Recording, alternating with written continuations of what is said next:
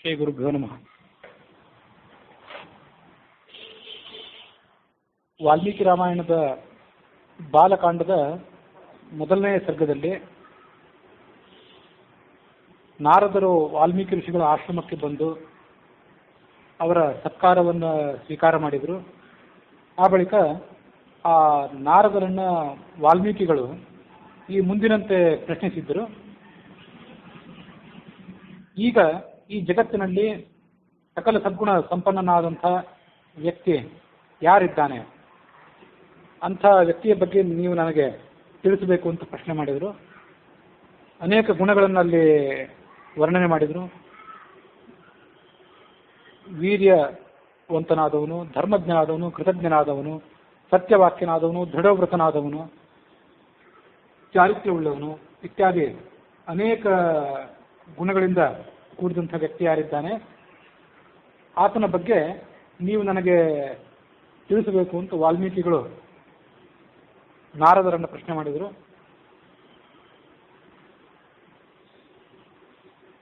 ಮತ್ತು ಕೆಲವು ಗುಣಗಳನ್ನು ಆ ಪಟ್ಟಿಯಲ್ಲಿ ನಾವು ಗಮನಿಸಬೇಕು.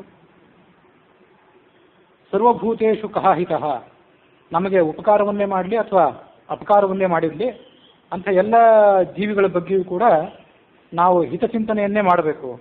ಎಲ್ಲ ಕಡೆ ಸಮಂ ಪಶ್ಯತಿ ಯೋರ್ಜುನ ಅಂತ ಭಗವದ್ಗೀತೆಯಲ್ಲಿ ಹೇಳಿದಂತೆ ಸಮನಾಮಕರಾದಂಥ ಪರಮಾತ್ಮನನ್ನ ಎಲ್ಲ ಕಡೆ ಕಾಣಬೇಕು. ಅದರ ಮುಂದಿನ ವಾಕ್ಯ ಏನಿದೆ, ವಿದ್ವಾನ್ ಕಹ ಸಮರ್ಥಶ್ಚ ಕಶ್ಚ ಏಕ ಪ್ರಿಯದರ್ಶನ. ವಿದ್ವಾಂಸನಾಗಿರಬೇಕು. ವಿದ್ವಾಂಸ ಅಂತಂದ್ರೆ ಸಕಲ ಶಾಸ್ತ್ರಾರ್ಥಗಳನ್ನು ತಿಳ್ಕೊಂಡವನು ಅಂತ ಈ ರೀತಿಯಾಗಿ ಅರ್ಥ. ವಿದಿತ ಸಕಲ ವೇದ್ಯ ಅಂತ ಅರ್ಥ. ಆಮೇಲೆ ಸಮರ್ಥ ಅಂದರೆ ಅನನ್ಯ ನಿರ್ವಾಹ್ಯ ಕಾರ್ಯನಿರ್ವಹಣ ಶಕ್ತಃ, ಬೇರೆ ವ್ಯಕ್ತಿಗಳಿಗೆ ಯಾವ ಕಾರ್ಯವನ್ನು ಮಾಡಲಿಕ್ಕೆ ಸಾಧ್ಯ ಇಲ್ವೋ ಅಂಥ ಎಲ್ಲ ಕಾರ್ಯಗಳನ್ನು ಕೂಡ ಯಾರು ಅನಾಯಾಸವಾಗಿ ಮಾಡಿ ಮುಗಿಸಬಲ್ಲನೋ ಆತನನ್ನು ಸಮರ್ಥ ಅಂತ ಕರೀತಾರೆ. ಇಂಥ ಸಾಮರ್ಥ್ಯವುಳ್ಳಂಥ ವ್ಯಕ್ತಿ ಯಾರು? ಕಷ್ಟ ಏಕಪ್ರಿಯ ದರ್ಶನ, ಎಲ್ಲರಿಗೂ ಕೂಡ ಸಮಾನನಾಗಿ ಸುಂದರನಾಗಿ ಕಾಣುವಂಥ ವ್ಯಕ್ತಿ ಯಾರಿದ್ದಾನೆ ಈ ಜಗತ್ತಿನಲ್ಲಿ? ಕೆಲವು ವ್ಯಕ್ತಿಗಳು ಕೆಲವರಿಗೆ ಮಾತ್ರ ಪ್ರಿಯರಾಗಿ ಕಾಣ್ತಾರೆ. ಆದರೆ ಯಾವ ವ್ಯಕ್ತಿ ಎಲ್ಲರಿಗೂ ಕೂಡ ಪ್ರೀತಿ ಪಾತ್ರನಾಗಿದ್ದಾನೆ? ಆತ್ಮವಾನ್ ಅಂತಂದ್ರೆ ಅದರ ಮುಂದಿನ ಶ್ಲೋಕ, ಆತ್ಮವಾನ್ ಕಹ ಜಿತಕ್ರೋಧ ದ್ಯುತಿಮಾನ್ ಕಹ ಅನಸೂಯಕಃ. ಆತ್ಮವಾನ್ ಅಂದ್ರೆ ತನ್ನ ಮನಸ್ಸು, ಆತ್ಮ ಇತ್ಯಾದಿಗಳ ಮೇಲೆ ನಿಗ್ರಹವುಳ್ಳವನಾಗಿರಬೇಕು. ಜಿತಕ್ರೋಧ, ಕ್ರೋಧವನ್ನ ಗೆದ್ದವನಾಗಿರಬೇಕು. ದ್ಯುತಿಮಾನ್ ಅಂದ್ರೆ ಕಾಂತಿ ಉಳ್ಳವನು, ಶರೀರದ ಕಾಂತಿ ಉಳ್ಳವನಾಗಿರಬೇಕು. ಕಹ ಅನಸೂಯಕಃ, ಅಸೂಯಾರಹಿತನಾಗಿರಬೇಕು. ಅಸೂಯೆ ಅಂದ್ರೆ ಇನ್ನೊಬ್ಬರ ಗುಣಗಳೇನಿರ್ತವೆ ಆ ಗುಣಗಳನ್ನ ಸಹಿಸದೇ ಇರುವಂಥ ಒಂದು ಶಕ್ತಿ. ಗುಣೇಶು ದೋಷ ಆವಿಷ್ಕರಣ ಅಸೂಯ ಅಂತ ವ್ಯಾಖ್ಯಾನ ಮಾಡ್ತಾರೆ. ಬೇರೆಯವರ ಗುಣಗಳನ್ನು ನೋಡಿಯೂ ಕೂಡ ಅದು ನಮಗೆ ದೋಷವಾಗಿ ಕಂಡ್ರೆ ಅದನ್ನೇ ಅಸೂಯೆ ಅಂತ ಕರೀತಾರೆ. ಅಂಥ ದುರ್ಗುಣ ಇಲ್ಲದೇ ಇರುವಂಥ ವ್ಯಕ್ತಿ ಯಾರಿದ್ದಾನೆ ಈ ಜಗತ್ತಿನಲ್ಲಿ? ಕಸ್ಯ ಬಿಭ್ಯತಿ ದೇವಾಶ್ಚ ಜಾತ ರೋಷಸ್ಯ ಸಂಯುಗೆ. ಯಾರು ಸಿಟ್ಟು ಮಾಡಿಕೊಂಡ್ರೆ ಆತನನ್ನು ನೋಡಲಿಕ್ಕೆ ದೇವತೆಗಳಿಗೂ ಸಾಧ್ಯ ಆಗಿರಬಾರ್ದು ಅಂತ ಮಹತ್ತರವಾದಂಥ ಕ್ರೋಧವುಳ್ಳವನು ಯಾರು? ಅಲ್ಲಿ ಜಿತಕ್ರೋಧ ಅಂತೇಳಿ ಈಗಾಗಲೇ ಒಂದು ವಿಶೇಷಣೆ ಬಂದಿದೆ. ಜಿತಕ್ರೋಧ ಅಂದರೆ ಕ್ರೋಧವನ್ನು ತನ್ನ ಹತೋಟಿಯಲ್ಲಿ ಇಟ್ಕೊಂಡವನು. ಹತೋಟಿಯಲ್ಲಿ ಇಟ್ಕೊಳ್ಳೋದು ಅಂದ್ರೆ ಏನಂದ್ರೆ, ಕ್ರೋಧವನ್ನು ಎಲ್ಲಿ ಪ್ರದರ್ಶನ ಮಾಡಬೇಕು, ಕ್ರೋಧವನ್ನು ಎಲ್ಲಿ ಪ್ರದರ್ಶನ ಮಾಡಿ ಯಾವ ರೀತಿಯಾಗಿ ಅದನ್ನು ಕಾರ್ಯರೂಪಕ್ಕೆ ತರಬೇಕು, ಯಾವ ಸಂದರ್ಭದಲ್ಲಿ ಕ್ರೋಧವನ್ನು ಪ್ರದರ್ಶನ ಮಾಡಬಾರ್ದು ಅನ್ನೋ ಅಂಥ ಹತೋಟಿ ಇದ್ದವನು ಅಂತ ಈ ರೀತಿಯಾಗಿ ಅರ್ಥ ಆಗುತ್ತೆ. ಆತ್ಮವಾನ್ ಅಂದ್ರೆ ಧೈರ್ಯವುಳ್ಳವನು ಅಂತ ಅರ್ಥ ಆಗ್ಬೋದು. ಜಿತಕ್ರೋಧ ಅಂತಂದ್ರೆ ವಿಧೇಯತೋಪಹ, ಕೋಪವನ್ನು ತನ್ನ ಹತೋಟಿಯಲ್ಲಿ ಇಟ್ಕೊಂಡವನು. ದಂಡಾರ್ಹೇಶು ಆಹಿತ ಕೋಪಃ ಇತ್ಯರ್ಥಃ, ಯಾರಿಗೆ ದಂಡನೆ ಕೊಡಬೇಕಾಗಿದೆ ಅಂಥವ್ರ ಬಗ್ಗೆ ಸಿಟ್ಟು ಮಾಡಿಕೊಂಡಂತ ಸಿಟ್ಟು ವಿಫಲ ಆಗಬಾರ್ದು. ಎಷ್ಟೋ ಜನರಿಗೆ ನಮಗೆ ಸಿಟ್ಟು ಬರ್ತಿರ್ತದೆ, ಸುಮ್ಮನೆ ಸಿಟ್ಟು ಬಂದು ಅವರು ಉರಿದು ಬೂದಿ ಆಗಿಬಿಡ್ತಾರೆ ಅಷ್ಟೇ. ಅಲ್ಲೇ ಅವರು ಸಿಟ್ಟು ಬಂದರೂ ಒಂದೇ, ಬರದೇ ಇದ್ರು ಒಂದೇ. ಆದರೆ ಹಾಗಾಗಿರಬಾರ್ದು. ದಂಡಾರ್ಹ ವ್ಯಕ್ತಿಗಳಲ್ಲಿ ಯಾರು ಶಿಕ್ಷೆಗೆ ಒಳಗಾಗಬೇಕಂತ ವ್ಯಕ್ತಿಗಳಿದ್ದಾರೆ ಅವರ ಬಗ್ಗೆ ಸಿಟ್ಟು ಮಾಡಿಕೊಂಡು ಅದರಂತೆ ಅದನ್ನ ಕಾರ್ಯರೂಪಕ್ಕೆ ತರುವಂಥ ಶಕ್ತಿ ಆತನಿಗಿರಬೇಕು. ಅವನನ್ನು ಜಿತಕ್ರೋಧ ಅಂತ ಕರೀತಾರೆ.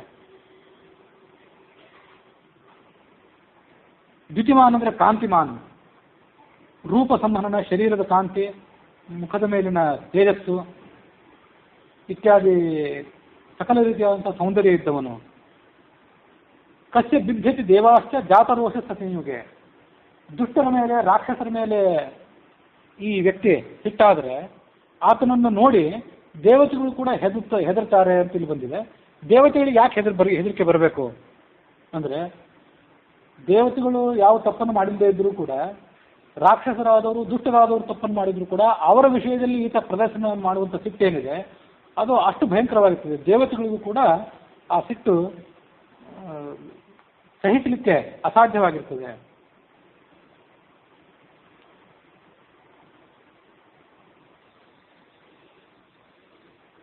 ಏತದಿಚ್ಛಾಮ್ಯಹಂ ಶ್ರೋತುಂ ಪರಂ ಕೌತೂಹಲಂ ಹಿಮೆ, ಈ ಎಲ್ಲ ಗುಣಗಳನ್ನು ಒಳಗೊಂಡಂತಹ ವ್ಯಕ್ತಿ ಯಾರಿದ್ದಾನೆ?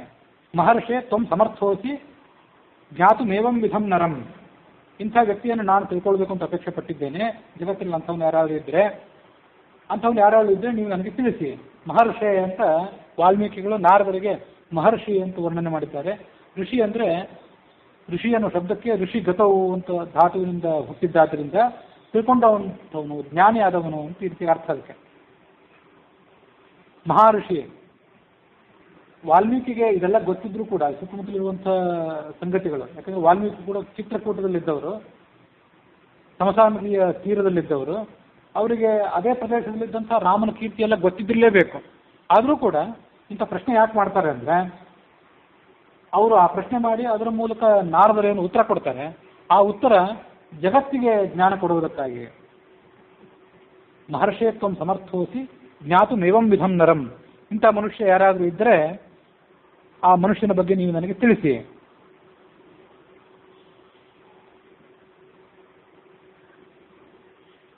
ಏವಂ ವಿಧಂ ನರಂ ಅಂತ ಅಲ್ಲಿ ಶಬ್ದ ಪ್ರಯೋಗ ಮಾಡಿದ್ದಾರೆ. ಅಂಥ ದೇವ ಭಗವಂತ ಇದ್ದೇ ಇದ್ದಾನೆ, ಅದರ ಬಗ್ಗೆ ಯಾರಿಗೂ ಸಂದೇಹ ಇಲ್ಲ. ಆ ಭಗವಂತನ ಅಸ್ತಿತ್ವದ ಬಗ್ಗೆ, ನಮ್ಮೆಲ್ಲರನ್ನು ನಿಯಂತ್ರಿಸುವಂತಹ ದೈವಿ ಶಕ್ತಿ ಏನಿದೆ ಆ ಶಕ್ತಿಯ ಅಸ್ತಿತ್ವದ ಬಗ್ಗೆ ಅವ್ರಿಗೆ ಯಾರಿಗೂ ಸಂದೇಹ ಇಲ್ಲ. ಆದರೆ ನರಂ ಅಂತ ಎಲ್ಲ ಸದ್ಗುಣಗಳಿಂದ ಕೂಡಿದಂಥ ವ್ಯಕ್ತಿ ಮನುಷ್ಯನಾಗಿ ಈ ಲೋಕದಲ್ಲಿ ಯಾರು ಹುಟ್ಟಿ ಬಂದಿದ್ದಾನೋ ಹೇಗೆ ಅಂತ ಆ ಪ್ರಶ್ನೆಯ ಅರ್ಥ. ತಸ್ವಾಚೈತ ತ್ರಿಕಾಲಜ್ಞ ತ್ರಿಲೋಕಜ್ಞ ವಾಲ್ಮೀಕೇ ನಾರದ ವಚಃ ಶ್ರೂಯತಾಮಿತಿ ಚಾಮಂತ್ಯ ಪ್ರಸೃಷ್ಟೋ ವಾಕ್ಯಮಬ್ರವೀತ್. ಈಗ ವಾಲ್ಮೀಕಿಗಳು ಪ್ರಶ್ನೆ ಕೇಳಿದ ಮೇಲೆ 3 ಲೋಕಗಳಲ್ಲಿ ನಡೆಯುವಂಥ ಎಲ್ಲ ಸಂಗತಿಗಳನ್ನು ತಿಳಿದಿರುವಂಥ ಈ ನಾರದರೇನಿದ್ದಾರೆ ಅವ್ರು ಹೇಳಿದರು, ಶ್ರೂಯತಾಮ್, ಹಾಗಿದ್ರೆ ಇಂಥ ಪ್ರಶ್ನೆ ನಿನಗೆ ಬಂದಿದ್ದರೆ ಅದಕ್ಕೆ ಉತ್ತರ ರೂಪವಾಗಿ ನಾನು ಹೇಳುವುದನ್ನು ನೀನು ಕೇಳು. ಪ್ರಶಸ್ತ, ನಾರದರಿಗೆ ಆ ಪ್ರಶ್ನೆಯನ್ನು ಕೇಳಿ ಬಹಳ ಸಂತೋಷ ಆಯಿತು. ಸತತವಾಗಿಯೂ ಭಗವಂತನ ಗುಣಗಳನ್ನು ಅವರು ಕೀರ್ತನೆ ಮಾಡುವಂಥವ್ರು. ಅಂಥದ್ರಲ್ಲಿ ಹೀಗೆ ಯಾರೊಬ್ರು ಕೇಳಿಬಿಟ್ರೆ, ಅದರಲ್ಲೂ ವಾಲ್ಮೀಕಿಗಳಂಥ ಬ್ರಹ್ಮರ್ಷಿಯು ಕೇಳಿಬಿಟ್ರೆ ಅವರಿಗೆ ಹೇಳಲಿಕ್ಕೆ ನಾರದರಿಗೆ ಇಮ್ಮಡಿಯಾದಂಥ ಹುರುಪು. ಹಾಗಾಗಿ ಅವರು ಸಂತುಷ್ಟರಾಗಿ ಈ ಮುಂದಿನ ಮಾತನ್ನು ಹೇಳಿ ಪ್ರಾರಂಭ ಮಾಡಿದರು. ಶಾಸ್ತ್ರ ಏನು ಹೇಳ್ತದಂದ್ರೆ, ನಾಪೃಷ್ಟ ಕಸ್ಯಚಿತ್ ಬ್ರೂಯಾತ್, ಸುಮ್ಮನೆ ಯಾರ್ಯಾರಿಗೂ ಉಪದೇಶ ಮಾಡಲಿಕ್ಕೆ ಹೋಗಬಾರ್ದು. ಅಪೃಷ್ಟ, ಕೇಳದೇ ಇದ್ರೆ ಯಾರಿಗೂ ಉಪದೇಶ ಮಾಡಬಾರ್ದು. ಈಗ ಶಾಸ್ತ್ರ ಇದೆ, ಕೇಳಿದ ಮೇಲೆ ಪ್ರಶ್ನೆ ಮಾಡಬೇಕು. ಕೇಳಿದ ಮೇಲೆ ಕೂಡ ಯಾವುದೋ ಆಕಸ್ಮಿಕವಾಗಿ ಯಾರೋ ದಾರಿ ಹೋಗರು ಔಪಚಾರಿಕವಾದಂಥ ಪ್ರಶ್ನೆಗಳು ಇರ್ತಾವಲ್ಲ, ಇದ್ರ ಬಗ್ಗೆ ಸ್ವಲ್ಪ ಮಾಹಿತಿ ಕೊಡಿ ಅಂತ ಕೇಳ್ತಿರ್ತಾರೆ. ಧರ್ಮವೇ ಇರ್ಬೋದು ಮತ್ತು ಯಾವುದೇ ಇರ್ಬೋದು, ಅದನ್ನು ಕೂಡಲೇ ಉತ್ತರ ಹೇಳ್ಬೋದು. ಆದರೆ ಧರ್ಮದ ಬಗ್ಗೆ, ಬ್ರಹ್ಮನ ಬಗ್ಗೆ ದೀರ್ಘವಾದಂಥ ಪ್ರಶ್ನೆಗಳಿಗೆ ಉತ್ತರ ಕೊಡೋದೇನಿದೆ ಅದಕ್ಕೆ ಮತ್ತೊಂದು ನಿಯಮ ಇದೆ. ಅಸಂವತ್ಸರ ವಾಹಿನಿಯ ಪ್ರಭ್ರೂಯಾತ್, 1 ವರ್ಷ ಕಾಲ ನಿಮ್ಮ ಶಿಷ್ಯರಾಗಿ ನಿಮ್ಮನ್ನು ಸೇವೆ ಮಾಡಿ, ನಿಮ್ಮ ಮನೆಯಲ್ಲಿ ದನಕರಗಳನ್ನು ಕಾಯ್ದು ಗುರುಗಳ ಸೇವೆ, ಗುರುಪತ್ನಿಯ ಸೇವೆ ಎಲ್ಲ ಮಾಡಿ ಮುಗಿಸಿ ಸಂತುಷ್ಟನಾದರೆ, ಅಲ್ಲಿ ತನಕ ಆತ ಅಲ್ಲಿ ಸೇವೆ ಮಾಡಿದರೆ ನಿಜವಾದ ತತ್ವಜ್ಞಾನವನ್ನು ಪಡ್ಕೊಳ್ಬೇಕು ಅಂತ ಅವನಿಗೆ ಕುತೂಹಲ ಇತ್ತು, ಪಡ್ಕೊಳ್ಳುವಂಥ ಯೋಗ್ಯತೆ ಆತನಿಗಿದೆ ಅಂತ ಗುರುಗಳಿಗೆ ನಿಶ್ಚಿತ ಆಗಬೇಕಲ್ಲ. ಎಷ್ಟೋ ಜನರು ಆ ಗುರುಗಳು ಕೊಡುವಂಥ ಕಷ್ಟಗಳು, ಆ ಗುರುಗಳು ಪರೀಕ್ಷೆ ಮಾಡುವಂಥ ವಿಧಾನಗಳಿಂದ ಬೇಸತ್ತು ಓಡಿ ಹೋಗಿಬಿಡ್ತಿದ್ರು. ಅಂಥವ್ರೆ ತತ್ವಜ್ಞಾನಕ್ಕೆ ಅನಧಿಕಾರಿಗಳು. ಕೇಳಿದ ಕೂಡಲೇ ಹೇಳಿಬಿಟ್ರೆ ಅವ್ರಿಗೆ ಆ ಕೇಳಿದವರಿಗೆ ಬೆಲೆ ಗೊತ್ತಾಗೋದಿಲ್ಲ. ಅದಕ್ಕಾಗಿ 1 ಸಂವತ್ಸರ ತನಕ ವಾಸ ಮಾಡುವವನಿಗೆ ಮಾತ್ರ ಅದನ್ನು ಹೇಳಬೇಕು ಅಂತ ನಿಯಮ ಇದೆ. ಆದರೆ ಅದಕ್ಕೂ ಒಂದು ಅಪವಾದ ಇದೆ. ಆ ನಿಯಮ ಎಲ್ಲ ಕಡೆ ಅನ್ವಯವಾಗುವಂಥದ್ದಲ್ಲ. ಜ್ಯೇಷ್ಠ ಪುತ್ರ ವ್ಯತಿರಿಕ್ತತ್ವ. ಶ್ರೇಷ್ಠ ಮೊದಲನೇ ಮಗ, ನಿಮ್ಮ ಮೊದಲನೇ ಮಗ 1 ವರ್ಷ ಇವನು ಕೇಳಿ ಆಮೇಲೆ ಇವನಿಗೆ ಉತ್ತರ ಕೊಡ್ತೀನಿ ಅಂತ ಕಾಯಬಾರ್ದು. ಅವನಿಗೆ ಆ ಮಗನಿಗೆ ತತ್ವಜ್ಞಾನ ಪಡ್ಕೋಬೇಕು ಅಂತ ಅಪೇಕ್ಷೆ ಬಂದುಬಿಟ್ರೆ ನೀವು ಅದಕ್ಕೆ ಉಪದೇಶ ಮಾಡಲಿಕ್ಕೆ ತೊಂದರೆ ಇಲ್ಲ. ಹಾಗೆ ಈ ವಾಲ್ಮೀಕಿಯು ಕೂಡ ನಾರದರಿಗೆ ಮಗ ಇದ್ದಂತೆ ಅಂತ ಹೇಳ್ತದೆ ವ್ಯಾಖ್ಯಾನ. ಯಾಕೆಂದ್ರೆ ವಾಲ್ಮೀಕಿಗಳು ಭೃಗು ಋಷಿಯ ಮಗ. ಭೃಗು ಋಷಿ ಮತ್ತು ನಾರದ ಇಬ್ಬರು ಹುಟ್ಟಿದ್ದು ಕೂಡ ಬ್ರಹ್ಮನಿಂದಲೇ. ಹಾಗಾಗಿ ಭೃಗು ಋಷಿ ಮತ್ತು ನಾರದ ಇಬ್ಬರು ಅಣ್ಣ ತಮ್ಮಂದಿರಂತೆ. ಹೀಗೆ ಅಣ್ಣ ತಮ್ಮಂದಿರಂತೆ ಇದ್ದಿದ್ದರಿಂದ ಭ್ರಾತೃಪುತ್ರ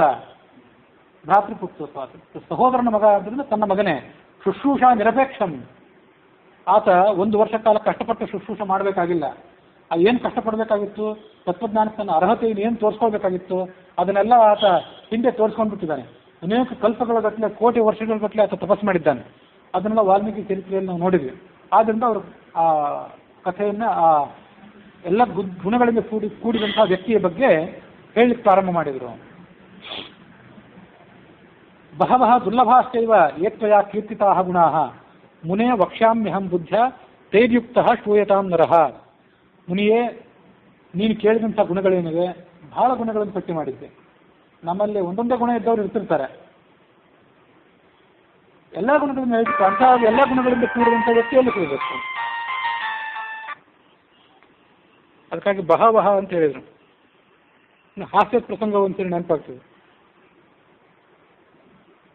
ಪ್ರಾಮಾಣಿಕರಾಗಿರ್ಬೇಕು, ರೂಪವಂತರಾಗಿರ್ಬೇಕು, ವಕೀಲರಾಗಿರ್ಬೇಕು ಅಂತ ಹುಡುಗನ ಮದುವೆ ಮಾಡ್ಕೊಳ್ತೀನಿ ಅಂತ ಒಬ್ಳು ಕೇಳಿದಂತೆ. 3 ಜನ ಮದುವೆ ಮಾಡ್ಕೊಳ್ಬಾರ್ದು ಅಂತ ಹೇಳಿದ್ರಂತೆ ಕೇಳಿದವರು. ಅದ್ರ ಅರ್ಥ ಪ್ರಾಮಾಣಿಕರಾದವರು, ವಕೀಲರಾದವರು, ಮತ್ತು ಎಲ್ಲ ಗುಣಗಳಿದ್ದವರು, ಸದ್ಗುಣಗಳು ಎಲ್ಲನೂ ಇದ್ದವ್ರಂತೂ ಸಿಗಬೇಕೆ ಅಲ್ಲಿ. ಆಕಸ್ಮಿಕವಾಗಿ ನೆನಪಿಗೆ ಬಂದಿದ್ದನ್ನು ಹೇಳಿದೆ. ಅದಕ್ಕೆ ಭಾವಹ ಅಂತ ಹೇಳ್ತಾರೆ ಅವರು.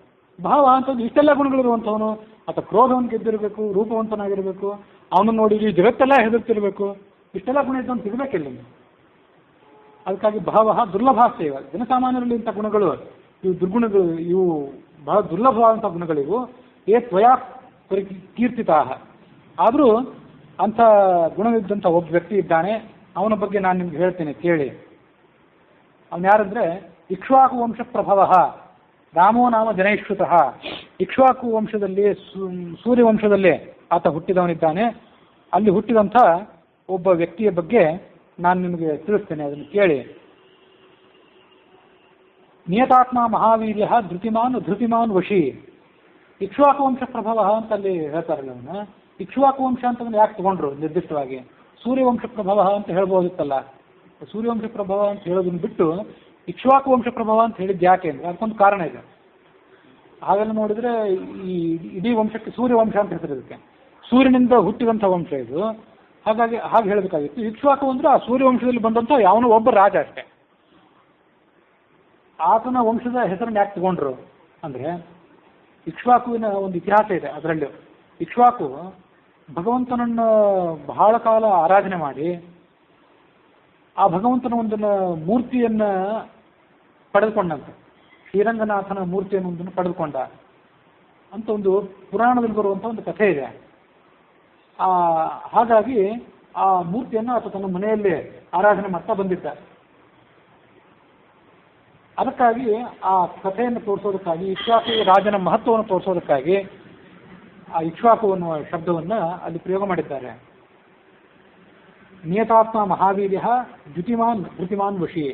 ನಿಯತಾತ್ಮ, ಆತ ತನ್ನ ಮೇಲೆ ನಿಯಂತ್ರಣ ಸಾಧಿಸಿದವನು.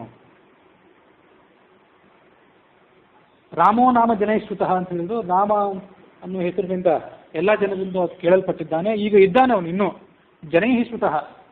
ಭಗವಂತನ ಅಸ್ತಿತ್ವ ಆದರೆ ದೇವತೆಗಳಿಗೆ, ಋಷಿಗಳಿಗೆ ಮಾತ್ರ ಗೊತ್ತಿರುವಂಥದ್ದು. ಆದರೆ ಈತ ಏನಿದ್ದಾನಲ್ಲ, ಈ ಜಗತ್ತಿನಲ್ಲಿ ಹುಟ್ಟಿದವನಿಗೆ, ದೇವರಾದರೂ ಕೂಡ ಮನುಷ್ಯ ರೂಪದಿಂದ ಹುಟ್ಟಿದವನು. ಜನೈಶ್ರುತಃ, ಎಲ್ಲ ಜನಸಾಮಾನ್ಯರಿಂದಲೂ ಆತ ಕೇಳಲ್ಪಟ್ಟಿದ್ದಾನೆ, ನೋಡಲ್ಪಟ್ಟಿದ್ದಾನೆ. ಆತ ನಿಯತಾತ್ಮನಾಗಿದ್ದಾನೆ, ಇಂದ್ರಿಯ ನಿಗ್ರಹವುಳ್ಳವನಾಗಿದ್ದಾನೆ, ಮಹಾವೀರ್ಯನಾಗಿದ್ದಾನೆ, ಪರಾಕ್ರಮಿ, ಧೃತಿಮಾನ್ ಅಂದ್ರೆ ಧೈರ್ಯವುಳ್ಳವನು. ಈ ಗುಣಗಳೇನಿವೆ ನಿಯತಾತ್ಮ ಮಹಾವೀರ್ಯ ದ್ಯುತಿಮಾನ್ ಧೃತಿಮಾನ್ ವಶಿ ಅಂತ ಈಗೆಲ್ಲ ಗುಣಗಳೇನಿವೆ. ಅದಾದ್ಮೇಲೆ ಬುದ್ಧಿಮಾನ್ ನೀತಿಮಾನ್ ವಾಗ್ಮಿ ಅಂತ ಮತ್ತಷ್ಟು ಕೆಲವು ಗುಣಗಳನ್ನೆಲ್ಲ ಹೇಳ್ತಾರಲ್ಲ, ಇವೆಲ್ಲ ಗುಣಗಳನ್ನ ಆಕಸ್ಮಿಕವಾಗಿ ಒಂದು ಏನೋ ಪಟ್ಟಿ ಮಾಡಿದ್ದಲ್ಲ ಇದು. ಈ ಗುಣಗಳು ಸ್ವರೂಪ ನಿರೂಪಕವಾದಂತಹ ಧರ್ಮಗಳಿವು ಅಂತ ಹೇಳ್ತಾರೆ ವ್ಯಾಖ್ಯಾನದಲ್ಲಿ.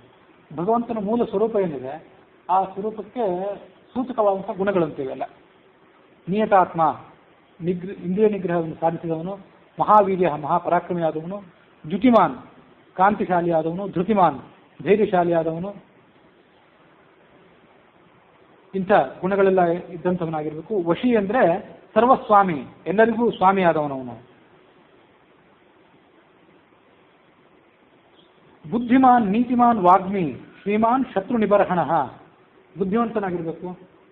ನೀತಿಮಾನ್ ನೀತಿ ನ್ಯಾಯವನ್ನು ಬಲ್ಲಂಥವನಾಗಿರ್ಬೇಕು. ವಾಗ್ಮಿ ಸರಿಯಾದ ರೀತಿಯಲ್ಲಿ ಸತ್ಯವಾದಂತಹ ಹಿತವಾದಂತಹ ಮಾತನ್ನು ಆಡಬಲ್ಲವನಾಗಿರಬೇಕು.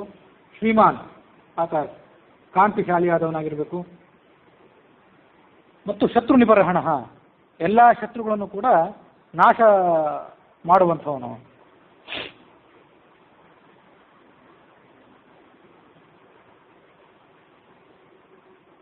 ವಿಪುಲಾಂಸಃ, ಮುಂದೆ ಹೇಳುವಂತಹ ಆತನ ಶರೀರಕ್ಕೆ ಸಂಬಂಧಪಟ್ಟಂಥ ಲಕ್ಷಣಗಳು. ಶ್ರೀಮಾನ್ ಶತ್ರು ನಿಬರ್ಹಣ ಅಂತನ್ನುವ ತನಕ ಆತನ ಸ್ವರೂಪ ನಿರ್ಧಾರಕವಾದಂಥ ಲಕ್ಷಣಗಳಿವು, ಆತನ ಕಲ್ಯಾಣ ಗುಣಗಳಿವು. ಇನ್ನು ಆತನ ಶರೀರದ ಲಕ್ಷಣ ಹೇಗಿದೆ ಅಂತಂದ್ರೆ, ವಿಪುಲಾಂಸಃ ಮಹಾಬಾಹು ಕಂಬುಗ್ರೀವೋ ಮಹಾಹನು. ವಿಪುಲಾಂಸಃ, ಆತನ ಹೆಗಲುಗಳೇನಿವೆ ಬಹಳ ವಿಶಾಲವಾದಂಥ ದೊಡ್ಡ ಹೆಗಲುಗಳು. ಎತ್ತಿನ ಹೆಗಲಿನಂತೆ ಹೆಗಲುಳ್ಳವನು ಅಂತ ಈ ಥರ ವರ್ಣನೆ ಮಾಡಿದ್ದೀನಿ, ಕೇಳಿರ್ಬೇಕು ನೀವು. ಹೀಗೆ ವಿಪುಲವಾದಂಥ ಅಂದರೆ ಬೃಹದಾಕಾರದ ಹೆಗಲುಳ್ಳವನು. ಆ ಬೃಹದಾಕಾರದ ಹೆಗಲಿರೋದೇನಿದೆ ಅದು ಚಕ್ರವರ್ತಿಗಳಾದವರು, ಮಹಾತ್ಮರಾದವರು ಅವರ ಶಾರೀರಿಕ ಲಕ್ಷಣ ಅದು. ಅಂಥ ಲಕ್ಷಣಗಳಿಂದ ಆ ವ್ಯಕ್ತಿ ಮಹಾಪುರುಷ ಅಂತ ತಿಳ್ಕೊಳ್ಬಹುದು. ಮಹಾಬಾಹು, ಅವನ ಕೈಗಳು ಕೂಡ ಸಣ್ಣ ಸಣ್ಣ ಕೈಗಳಲ್ಲ, ಮಹಾಬಾಹು, ಶತ್ರುವನ್ನು ದಮನ ಮಾಡಲಿಕ್ಕೆ ಬೇಕಾದಂಥ ಕೈಗಳವು. ಕಂಬುಗ್ರೀವ, ಗ್ರೀವ ಅಂದರೆ ಕುತ್ತಿಗೆ, ಆ ಕುತ್ತಿಗೆ ಶಂಖದಂತೆ ಇರಬೇಕು ಅಂತ ಅದು ವರ್ಣನೆ. ಶಂಖದಂತೆ ಇರೋದಂದ್ರೆ ಶ್ವೇತವರ್ಣದಾಗಿರಬೇಕು ಅಂತ ಅರ್ಥ ಅಲ್ಲ. ಆ ಶಂಖದ ಕೆಳಭಾಗದಲ್ಲಿ 3 ಗೆರೆಗಳು ಕಾಣಿಸ್ತವೆ. ಆ ಥರ ಕಂಠದ ಮೇಲೆ ಕೂಡ 3 ಗೆರೆಗಳು ಇರಬೇಕು. ಇದ್ರೆ ಅದು ಕೂಡ ಒಂದು ಶುಭ ಲಕ್ಷಣ ಅಂತ ಹಸ್ತ ಸಾಮುದ್ರಿಕ ಶಾಸ್ತ್ರದಲ್ಲಿ ಹೇಳ್ತಾರೆ. ವಿಪುಲಾಂಸಃ ಮಹಾಬಾಹು ಕಂಬುಗ್ರೀವ ಮಹಾಹನು. ಮಹಾಹನು, ಹನು ಅಂದರೆ ಕೆನ್ನೆಯ ಮೇಲ್ಭಾಗದ ಮೂಳೆ ಇರುವಂಥ ಎಲುಬು ಇರುವಂಥ ಜಾಗ ಏನಿದೆ ಅದು, ಅದಕ್ಕೆ ಹನು ಅಂತ ಕರೀತಾರೆ. ಆ ಹನು ದೊಡ್ಡದಾಗಿರಬೇಕು. ದೊಡ್ಡದಾಗಿರಬೇಕು ಅಂದರೆ ಏನರ್ಥ? ಮುಖ ಊದಿಕೊಂಡು ಬಹಳ ದಪ್ಪ ಆಗಿರಬೇಕು ಅಂತ ಅರ್ಥ ಅಲ್ಲ. ಆ ಮೂಳೆ ತುಂಬಿಕೊಂಡಿರಬೇಕು, ಮಾಂಸದಿಂದ ತುಂಬಿಕೊಂಡಿರಬೇಕು.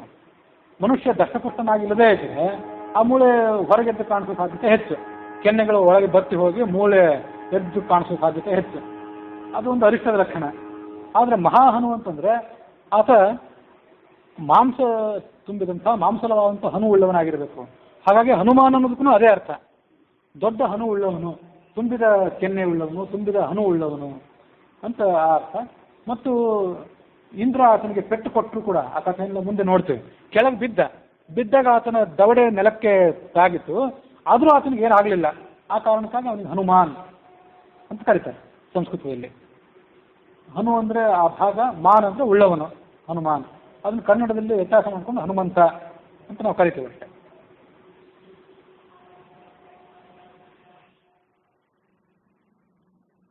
ಮಹೋರಸ್ಥ, ಆಮೇಲೆ ಬರುವಂತಹ ಶಬ್ದ ಏನಿದೆ ಇದಕ್ಕೆ ಮಹೋರಸ್ಥ, ಎದೆ ಬಹಳ ಅಗಲವಾಗಿರಬೇಕು.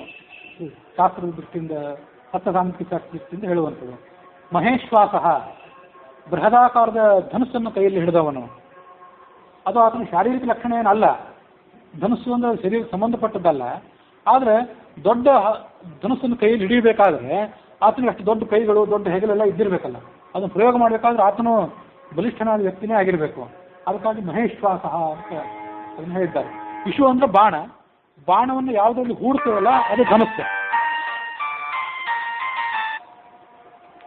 ಯಾವುದರಲ್ಲಿ ಹೂಡ್ತೇವಲ್ಲ ಅದು ಧನುಸ್ಸು. ಅಂತ ಬೃಹದಾಕಾರದ ಧನುಸ್ಸನ್ನು ಕೈಯಲ್ಲಿ ಹಿಡಿದವನು.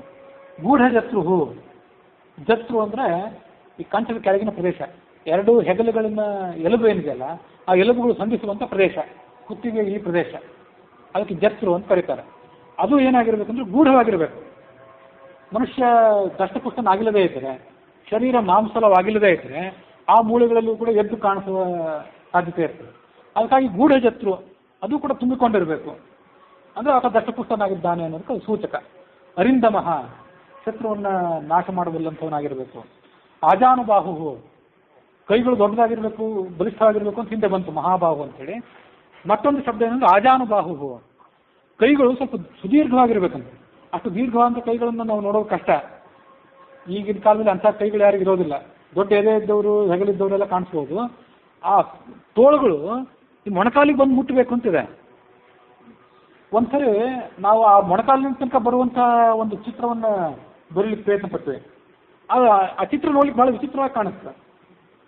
ಭಗವಂತನಿಗೆ ಏನು ಲಕ್ಷಣ ಹೇಳಿದಲ್ಲ, ದೊಡ್ಡ ಕಿವಿ ಇರಬೇಕು, ಮುಖ ಹೀಗಿರಬೇಕು, ಆ ತಂತ್ರಸಾರದಲ್ಲಿ ಹೇಳಿದಂತೆ ಆ ಅಳತೆಯನ್ನೆಲ್ಲ ಹೇಳಿದಂತೆ ಒಂದು ಚಿತ್ರ ಬರೀಲಿಕ್ಕೆ ನಾವು ಪ್ರಯತ್ನ ಪಡ್ತೀವಿ. ಆ ಕೈ ಇಲ್ಲಿ ತನಕ ಬರಬೇಕು ಅಂದ್ರೆ ಅದನ್ನು ನೋಡ್ಲಿಕ್ಕೆ ಯಾವುದೋ ಅನ್ಯಗ್ರಹ ಜೀವಿ ಕಣ್ಣಿಗೆ ಕಾಣಿಸಿ ಶುರುವಾಯ್ತದೆ ಅಂತ. ನಮಗೆ ನಾವು ನೋಡುವಂಥ ಮನುಷ್ಯರ ಆಕಾರಗಳೇನು, ಇವೆಲ್ಲ ಅಪರಿಪೂರ್ಣವಾದ ಆಕಾರಗಳಿವೆ. ಮುಖ ಒಂದು ರೀತಿ ಇದ್ರೆ ಕಾಲು ಮತ್ತೊಂದು ಥರ, ಕೈ ಮತ್ತೊಂದು ಥರ, ಎಲ್ಲ ವಿಕಾರವಾದಂಥ ಸ್ವರೂಪಗಳೇ ನಮ್ಮ ಮುಂದೆ ಇರುವಂಥವು. ಹಾಗಾಗಿ ಸಂಪೂರ್ಣ ಲಕ್ಷಣಗಳಿಂದ ಕೂಡಿದಂಥ ಆಕಾರ ನಮ್ಗೆ ಸಿಗೋದು ಕಷ್ಟ. ಅದಕ್ಕಾಗಿ ಆಜಾನುಬಾಹು ಸುಶಿರಾಹ, ತಲೆ ಹೇಗಿರ್ಬೇಕಂದ್ರೆ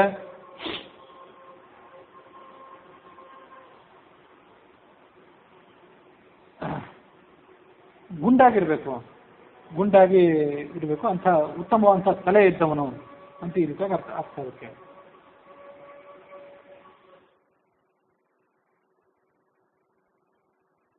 ಸಮವಾಗಿರ್ಬೇಕು, ವೃತ್ತಾಕಾರವಾಗಿರ್ಬೇಕು, ಛತ್ರಾಕಾರವಾಗಿರ್ಬೇಕು ಅಂತ ಹೇಳ್ತಾರೆ ತಲೆಯನ್ನು.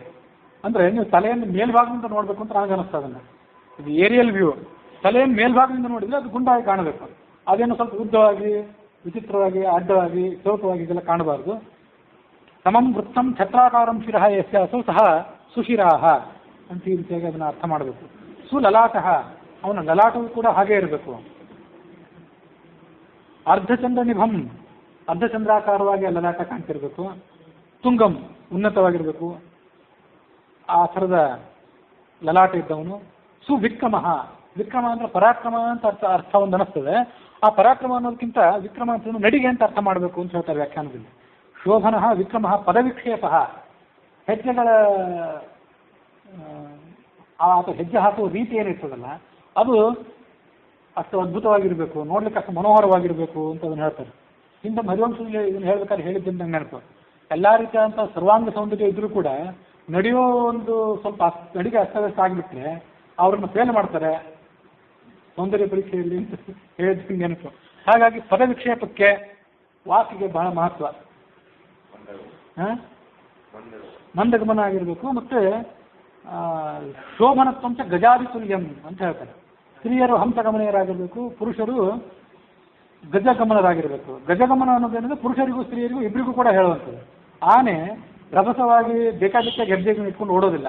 ನಾಯಿ ಮೊದಲಾದ ಪ್ರಾಣಿಗಳು ಅವಸರವಾಗಿ ಹೆಜ್ಜೆಗಳನ್ನು ಇಟ್ಕೊಂಡು ಓಡ್ತಾವಲ್ಲ ಬೇಕಾಬಿಟ್ಟಿಯಾಗಿ, ಹಾಗೆ ಆನೆ ಯಾವತ್ತೂ ಓಡೋದಿಲ್ಲ. ಅದರ ನಡಿಗೆಗೆ ಅದು ಹೆಜ್ಜೆ ಇಡಲಿಕ್ಕೆ ಒಂದು ಕ್ರಮ ಇದೆ.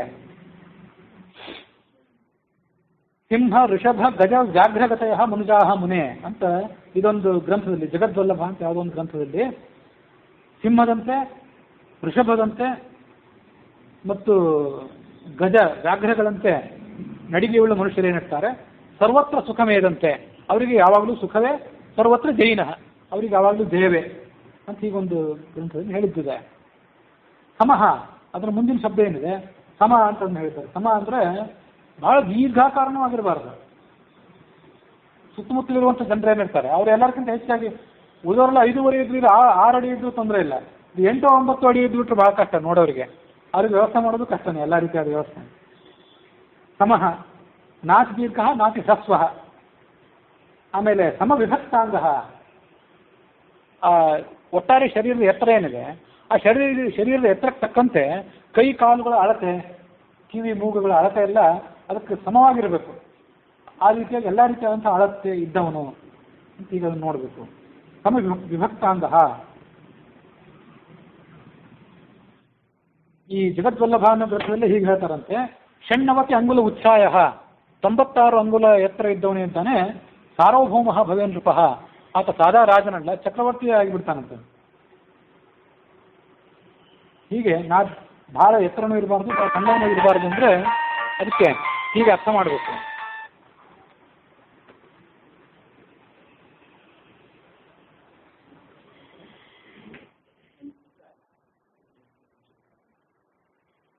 ಸಮವಿಭಕ್ತಾಂಗ ಸ್ನಿಗ್ಧವರ್ಣ, ಮನುಷ್ಯನ ಶರೀರದ ವರ್ಣ ಏನಿದೆ, ಕಾಂಪ್ಲೆಕ್ಷನ್ ಅಂತ ಏನಂತೀವಲ್ಲ, ಅದು ಸ್ನಿಗ್ಧವಾಗಿರಬೇಕು. ಅಂದರೆ ಚರ್ಮ ತನ್ನ ಸ್ನೇಹಾಂಶವನ್ನು, ಎಣ್ಣೆಯ ಅಂಶವನ್ನು ಕಳೆದುಕೊಂಡು ಒಣಗಿ ಹೋಗಿರುವಂಥದ್ದಾಗಿರಬಾರ್ದು. ಅದಕ್ಕಾಗಿ ಸ್ನಿಗ್ಧವರ್ಣ ಅಂತ ಹೇಳ್ತಾರೆ.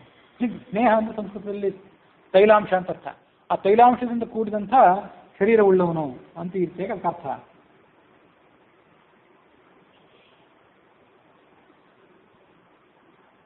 ತ್ವಚಃ ಸ್ನೇಹೇನ ನೇತ್ರಸ್ನೇಹೇನ ಸೌಭಾಗ್ಯಂ, ದಂತಸ್ನೇಹೇನ ಭೋಜನಂ, ತ್ವಚಸ್ನೇಹೇನ ಶಯ್ಯಾಚ, ಪಾದಸ್ನೇಹೇನ ವಾಹನಂ ಅಂತ ಒಂದು ಎಲ್ಲೋ ಗ್ರಂಥದಲ್ಲಿ ವರರುಚಿ ಎನ್ನುವರೊಬ್ಬರು ಹೇಳ್ತಾರೆ. ಅದೇನೆಂದರೆ ಸ್ನೇಹ ಅಥವಾ ಸ್ನೇಹದಿಂದ ಕೂಡಿರುವಿಕೆ ಏನಿದೆಯಲ್ಲ, ನೇತ್ರ ಸ್ನೇಹೇನ, ನಿಮ್ಮ ಕಣ್ಣುಗಳಲ್ಲಿ ಅಂಥ ಹೊಳಪು ಕಾಣಿಸಿದರೆ ಆ ಕಣ್ಣುಗಳಲ್ಲಿ ಹೊಳಪಿರೋದು ಕೂಡ ಒಂದು ಲಕ್ಷಣವೇ, ಅದರಿಂದ ಸೌಭಾಗ್ಯ ಸಿಗ್ತದಂತ ಮನುಷ್ಯನಿಗೆ. ದಂತ ಸ್ನೇಹೇನ ಭೋಜನಂ, ದಂತಗಳು ತಮ್ಮ ಹೊಳಪನ್ನು ಕಳ್ಕೊಂಡಿರಬಾರ್ದು. ಆ ಥರ ಹೊಳಪನ್ನು ಕಳ್ಕೊಳ್ಳದೇ ಇರುವಂತಹ ಹೊಳಪುಳ್ಳಂಥ ದಂತವುಳ್ಳವನು ಯಾವತ್ತೂ ಕೂಡ ಭೋಜನಕ್ಕೆ ಆತನಿಗೆ ತೊಂದರೆ ಇಲ್ಲ, ಆತನ ಮತ್ತು ಆತನನ್ನು ಆಚರಿಸಿದವರಿಗೆ. ದಂತ ಸ್ನೇಹೇನ ಭೋಜನಂ, ತ್ವಚ ಸ್ನೇಹೇನ ಶಯ್ಯಾಚ, ಚರ್ಮದ ಕಾಂತಿಯಿಂದ ದಾಂಪತ್ಯ ಸುಖ. ಪಾದ ಸ್ನೇಹೇನ ವಾಹನಂ, ಪಾದಗಳು ಕೂಡ ಕಾಂತಿಯನ್ನು ಕಳ್ಕೊಂಡಂತ ಇರಬಾರ್ದು. ಮುಖಕ್ಕೆ ಆರೈಕೆ ಮಾಡ್ಕೊಳ್ಳೋರು ಬಹಳ ಜನ ಇದ್ದಾರೆ, ಪಾದಗಳು ಒಣಗಿ ಹೋಗುತ್ತದೆ ಎಷ್ಟೋ ಜನರದ್ದು. ಅಂದರೆ ಇದನ್ನೆಲ್ಲ ಯಾಕೆ ಹೇಳ್ತಿದ್ದೀನಿ ಅಂದರೆ, ನೀವು ಹೇಳ್ದನೋ ರಾಮಾಯಣ ಹೇಳ್ಬೋದಿತ್ತು. ಅಂದರೆ ಆಧುನಿಕ ಕಾಲದಲ್ಲಿಯೂ ಕೂಡ, ಪ್ರಾಚೀನ ಕಾಲದಲ್ಲಿಯೂ ಕೂಡ ಆ ಜನ ಬರೇ ವೇದ ಉಪನಿಷತ್ತು ಪುರಾಣ ಅಂತ ಕೂತಿರ್ತಿರ್ಲಿಲ್ಲ, ಅವ್ರನ್ನ ಗೊಡ್ಡು ಅನ್ನುವಂತಿರಲಿಲ್ಲ. ಅಷ್ಟೊಂದು ಸೌಂದರ್ಯ ಪ್ರಜ್ಞೆ, ಅಷ್ಟೊಂದು ಜೀವನದ ಪ್ರೀತಿ ಅವರಿಗಿತ್ತು. ಮತ್ತು ಇದಕ್ಕೆಲ್ಲ ವ್ಯಾಖ್ಯಾನ ಮಾಡಿದವರು ಯಾರಂದರೆ, ರಾಮಾಯಣಕ್ಕೆ ವ್ಯಾಖ್ಯಾನ ಮಾಡಿದವರು ಸನ್ಯಾಸಿಗಳು, ದೊಡ್ಡ ದೊಡ್ಡ ಪಂಡಿತರು, ಅಂಥವರೆಲ್ಲ ವ್ಯಾಖ್ಯಾನ ಮಾಡ್ತಾರೆ. ಸುಮ್ಮನೆ ಅವನೇನು ಕಥೆ ಹಾಕೋತ ಹೋಗಲಿಲ್ಲ. ಆ ಯಾವುದಾವುದೋ ಶಾಸ್ತ್ರದಲ್ಲಿರುವಂಥ ಹಸ್ತ ಸಾಮುದ್ರಿಕ ಶಾಸ್ತ್ರ ಇತ್ಯಾದಿ ಶಾಸ್ತ್ರಗಳಲ್ಲಿ ಇದ್ದದ್ದನ್ನು ಹುಡುಕಿ ತೆರೆದು ಹೀಗೆ ಇದೆ ಅಂತಾನೆ ಹೇಳಿದ್ರು. ಅಂದರೆ ಅದನ್ನೆಲ್ಲ ತಿಳಿಸೋದ್ರ ಮೂಲಕ ಭಗವಂತನ ಮಹಿಮೆಯನ್ನು ತಿಳಿಸಿದಂತಾಯ್ತಲ್ಲ, ಭಗವಂತನ ಮಹಿಮೆಯನ್ನು ಮತ್ತು ಮನುಷ್ಯನ ಇತಿಮಿತಿಯನ್ನು ಎಲ್ಲ ಒಟ್ಟಿಗೆ ತಿಳಿಸಿದಂತಾಯ್ತು. ಅದಕ್ಕೆ ಇಷ್ಟೆಲ್ಲ ಅವರು ಹೇಳಿದ್ದಾರೆ. ಪಾದಸ್ನೇಹೇನ ವಾಹನಂ, ಪಾದಗಳು ಸ್ನಿಗ್ಧವಾಗಿದ್ದರೆ ಅದರಿಂದ ಮನುಷ್ಯನಿಗೆ ವಾಹನ ಸೌಖ್ಯ. ಈ ರೀತಿಯಾಗಿ ಅದನ್ನು ನೋಡಬೇಕು. ಪ್ರತಾಪವಾನ್, ಮಹಾಪ್ರತಾಪಶಾಲಿಯಾಗಿರಬೇಕು. ಪೀನ ವಕ್ಷಾಹ, ಹಿಂದೊಂದು ಕಡೆ ಬಂತು ಮಹೋರಸ್ಕಃ ಅಂತೇಳಿ ಎದೆ ಅಗಲವಾಗಿರಬೇಕು ಅಂತ ಬಂತು. ಇಲ್ಲಿ ಪೀನ ವಕ್ಷಾಹ ಅಂದರೆ ಆ ಎದೆ ಅಗಲವಾಗಿರೋದು ಮಾತ್ರ ಅಲ್ಲದೆ ಮಾಂಸಲವಾಗಿರಬೇಕು, ತುಂಬಿಕೊಂಡಿದ್ದಿರಬೇಕು. ವಿಶಾಲಾಕ್ಷ, ಕಮಲದಂತೆ ವಿಶಾಲವಾದಂಥ ಕಣ್ಣುಳ್ಳವನಾಗಿರಬೇಕು. ಲಕ್ಷ್ಮೀವಾನ್, ಸಕಲ ರೀತಿಯಾದಂಥ ತೇಜಸ್ಸುಳ್ಳವನಾಗಿರಬೇಕು. ಮುಂದೆ ಶುಭ ಲಕ್ಷಣ, ಅನುಕ್ತ ಸಕಲ ಲಕ್ಷಣ ಸಂಪನ್ನ, ಇಲ್ಲಿ ಹೇಳದೇ ಇರುವಂಥ ಇನ್ನು ಎಲ್ಲ ಲಕ್ಷಣಗಳಿಂದಲೂ ಕೂಡಿದವನಾಗಿರಬೇಕು. ಅದು ಆ ರಾಮನ ಗುಣಗಳು. ಧರ್ಮಜ್ಞ, ಆತ ಧರ್ಮವನ್ನು ತಿಳಿದವನು. ನಿನ್ನೆ ಅಂತೆಲ್ಲ ಹೇಳಿದೆ, ಧರ್ಮದ ಮೇಲ್ನೋಟವನ್ನು ತಿಳಿಯೋದಕ್ಕಿಂತ ಧರ್ಮದ ತಿರುಳನ್ನು ತಿಳಿದವನಾಗಿರಬೇಕು.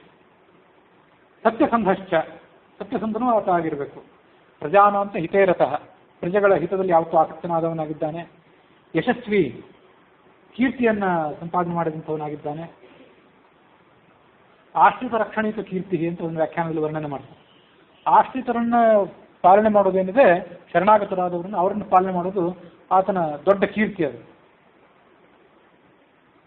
ಈ ಪ್ರತಿಯೊಂದು ಇಲ್ಲಿ ಗುಣಗಳನ್ನು ಹೇಳುವಂಥ ಶಬ್ದಗಳೇನಿದೆ, ಇದಕ್ಕೆ ಪ್ರತಿಯೊಂದಕ್ಕೂ ವೇದವಾಕ್ಯನ ಉದಾಹರಣೆ ಮಾಡ್ತಾರೆ ವ್ಯಾಖ್ಯಾನಕಾರರು.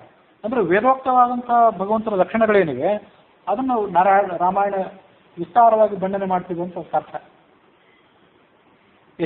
ಪ್ರಜಾನಾಂತ ಹಿತೇರತಃ, ಯಶಸ್ವಿ. ಮುಂದೆ ಜ್ಞಾನ ಸಂಪನ್ನ, ಎಲ್ಲ ರೀತಿಯಾದಂತಹ ಜ್ಞಾನದಿಂದ ಆತ ಕೂಡಿದವನು. ಸರ್ವಜ್ಞ ಸರ್ವವೇತ ಎಂಬುದಾಗಿ ಶ್ರುತಿ ಆತನನ್ನು ವರ್ಣನೆ ಮಾಡಿದೆ.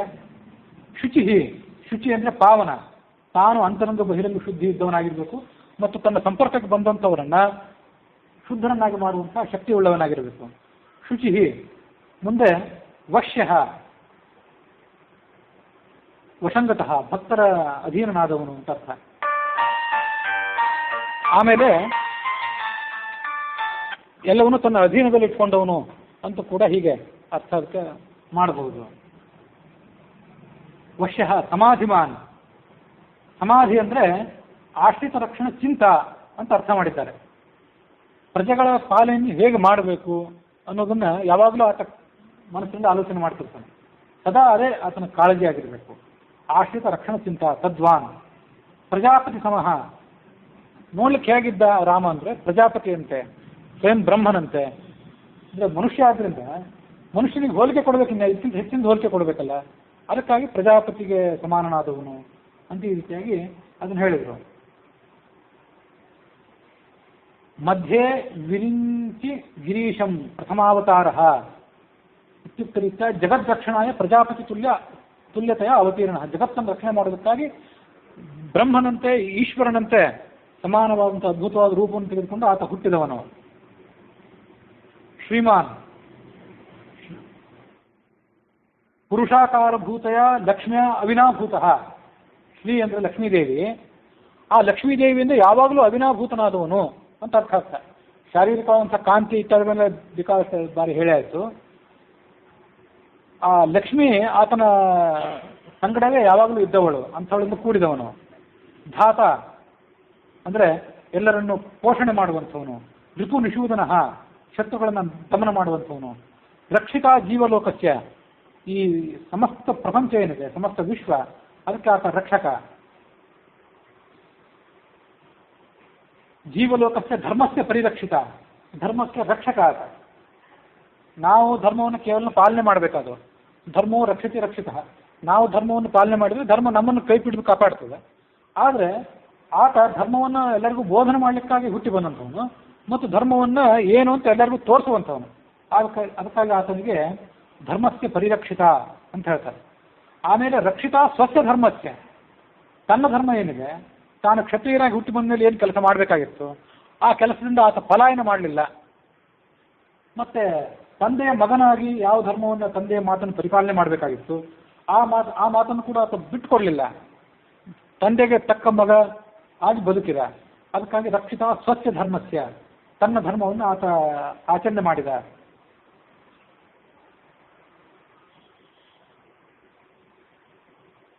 ಸ್ವಜನಸ್ಯ ಚ ರಕ್ಷಿತ, ತನ್ನ ಜನರೇನಿದ್ರು ಅವರನ್ನು ಕೂಡ ರಕ್ಷಣೆ ಮಾಡುವಂಥವನು.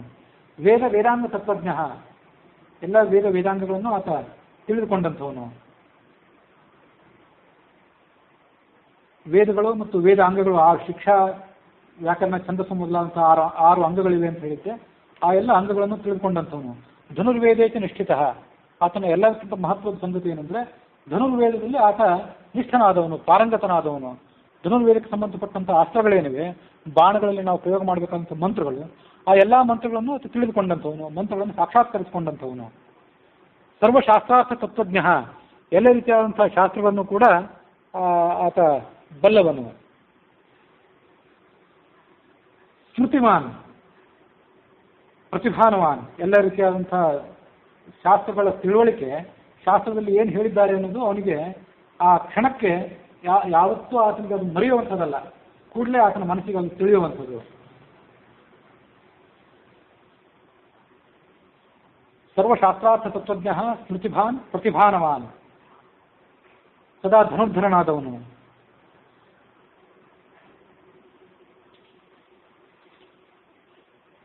ಸರ್ವಲೋಕಪ್ರಿಯ, ಎಲ್ಲ ಲೋಕಕ್ಕೂ ಆತ ಪ್ರಿಯನಾದಂಥವನು.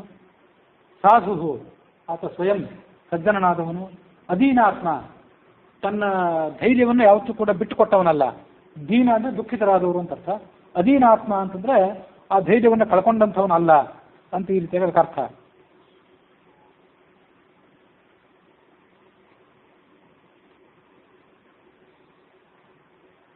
ಎಂಥ ಪ್ರಬಲವಾದಂಥ ಸಂಕಷ್ಟಗಳು ಬಂದರೂ ಕೂಡ ಆ ಸಂಕಷ್ಟಗಳಿಗೆ ಉದ್ವಿಗ್ನನಾಗದಂಥವನು ಅಂತ ಈ ರೀತಿಯಾಗಿ ಅರ್ಥ.